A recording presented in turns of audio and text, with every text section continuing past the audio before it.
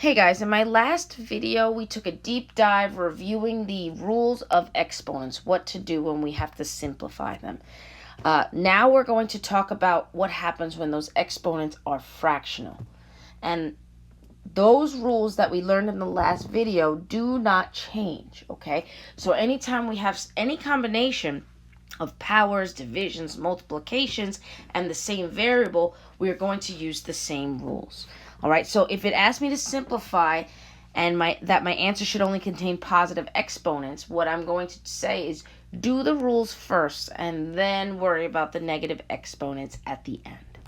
So let's take a look at this first one. We have a fraction, that means division. First off, we're going to handle our coefficients as regular numbers. So it's a 2 divided by a 2. We know that those two things will cancel out, right? 2 over 2 cancels out. So we're lucky we don't actually have to do anything else with those numbers. But what about the variables? Well, we have an x, we have a y, and we have division. We know that when we have division, we subtract our exponents. And we make sure to subtract the top minus the bottom.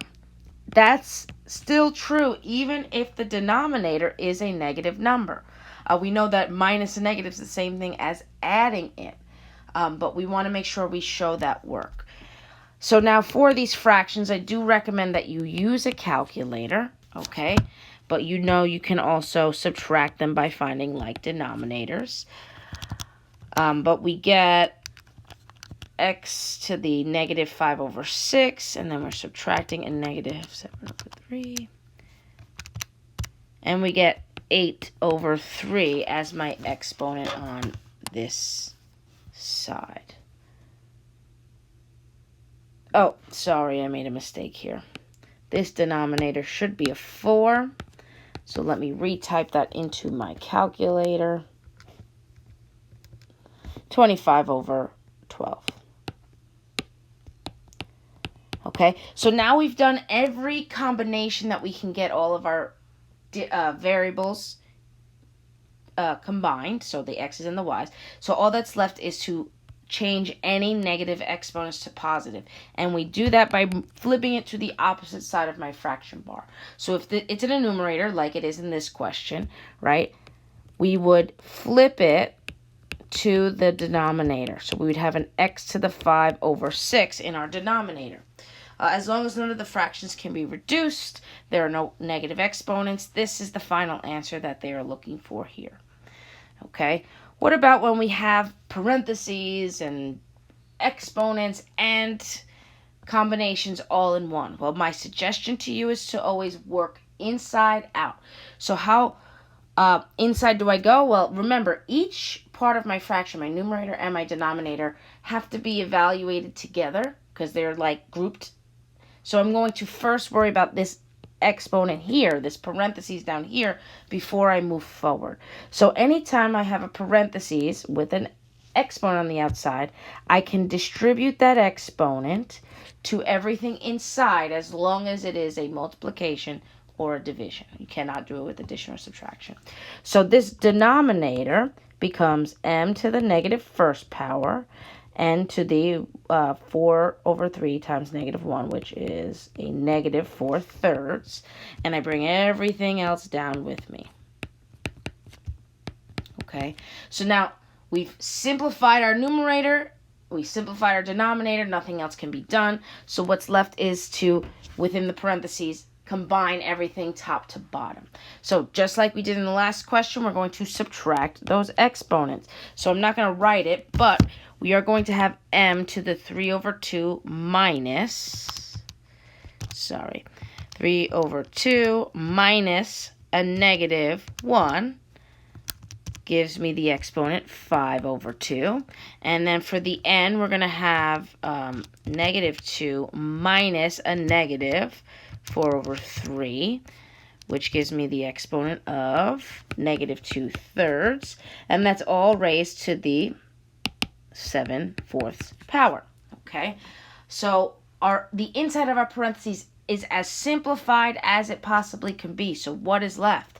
Well, I have a power to a power. So now because there's multiplication in here, I can do that same rule of distributing again. Okay, and when we distribute, we multiply. So 5 over 2 times 7 over 4 gives me the fraction 35 over 8. So that's m to the 35 over 8. And then we have a negative 2/3 times 7 over 4.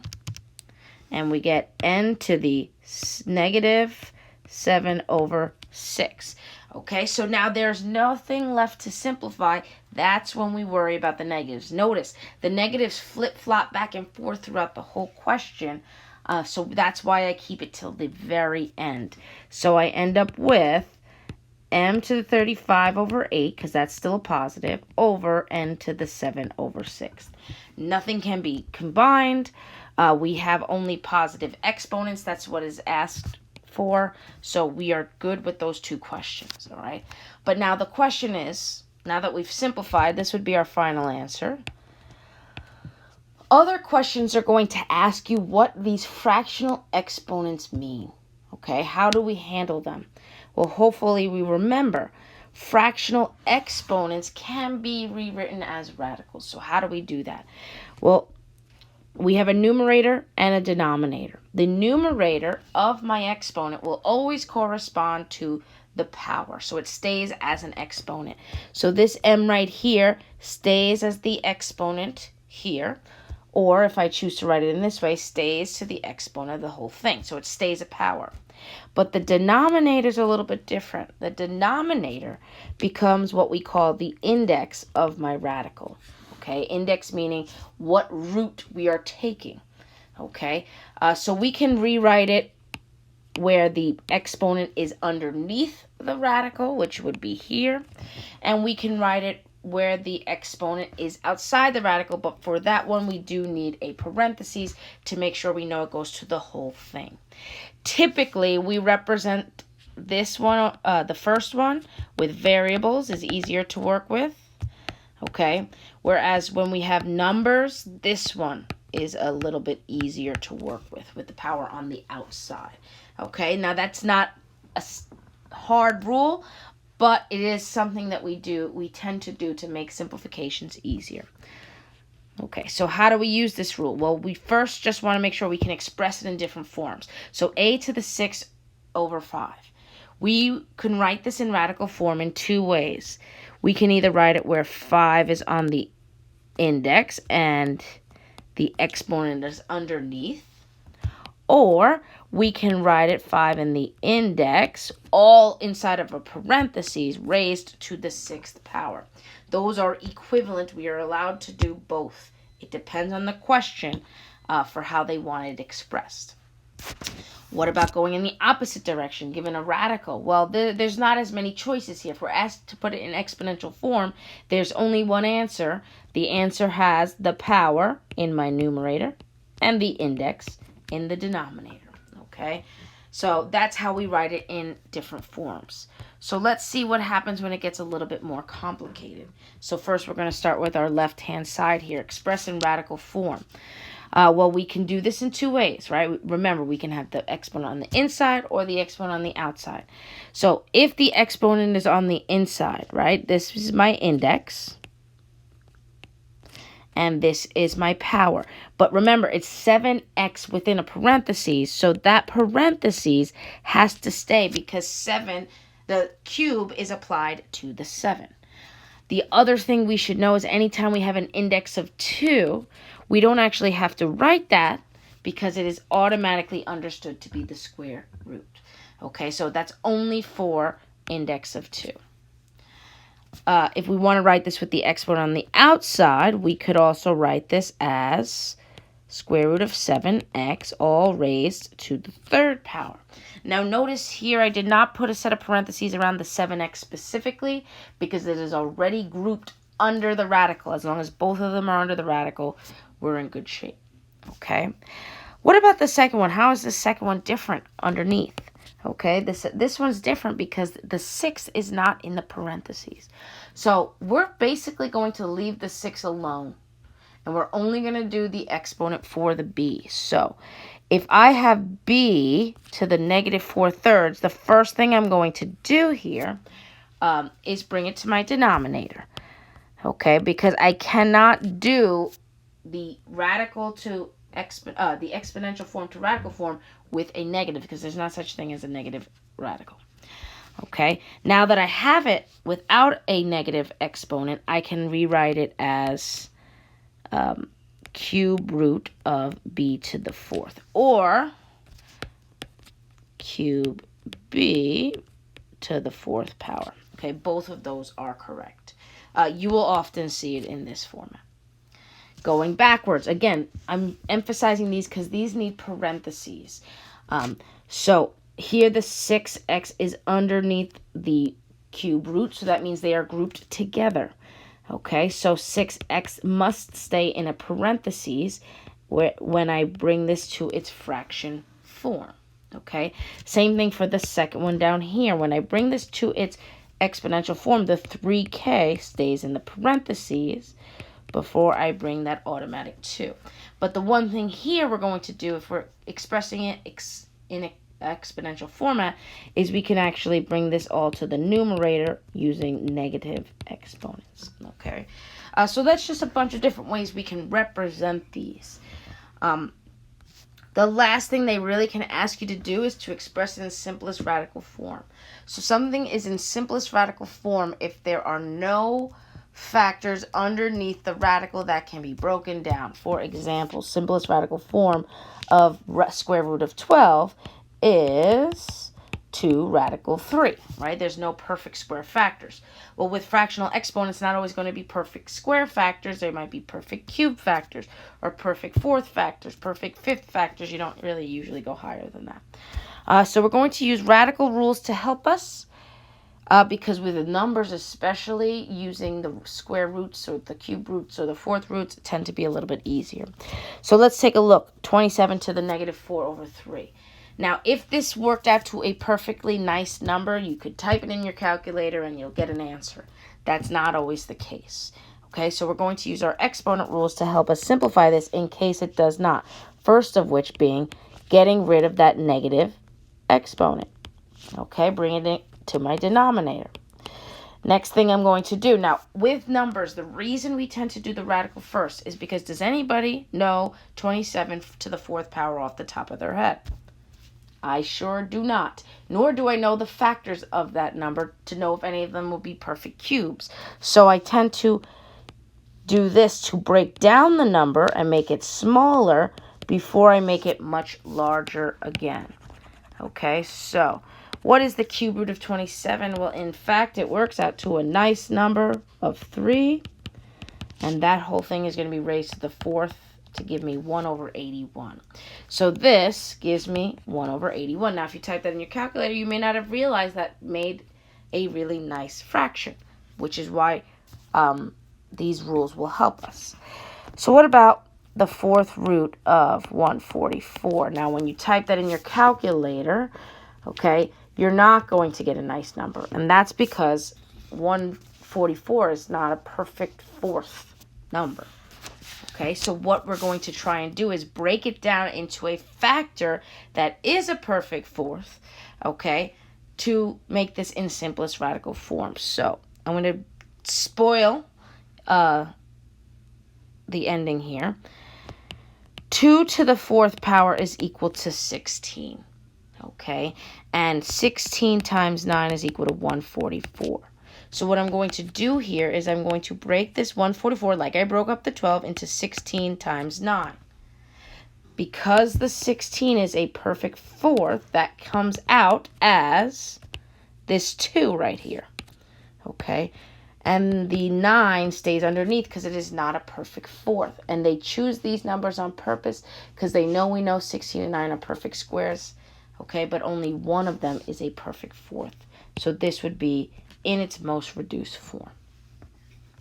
Okay, so now what about 125 x to the 4 thirds. Now, since it's in parentheses, that means we have 125 to the 4 thirds and x to the 4 thirds. Now, because they are one's number, one's a variable, we're going to handle them differently because we know we can do different tricks for variables versus numbers.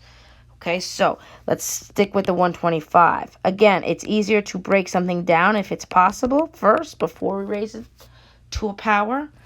Because we know this is going to be 5 to the 4th, and 5 to the 4th power is 625. So whatever we get over here, right, is being multiplied by 625. So we can rewrite this one as the cube root of x to the 4th. Now, this is why we keep the powers underneath for variables.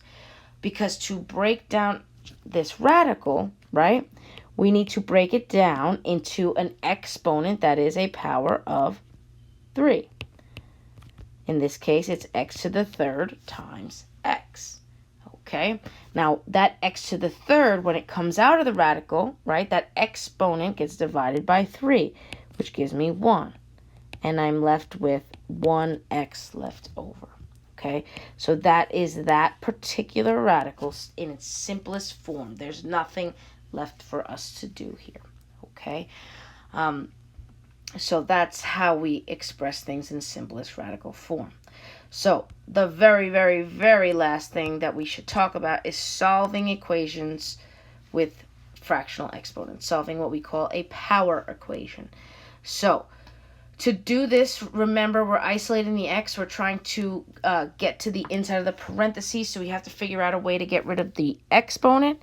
We are going to do that by raising it to the reciprocal power. Now, why do we do that?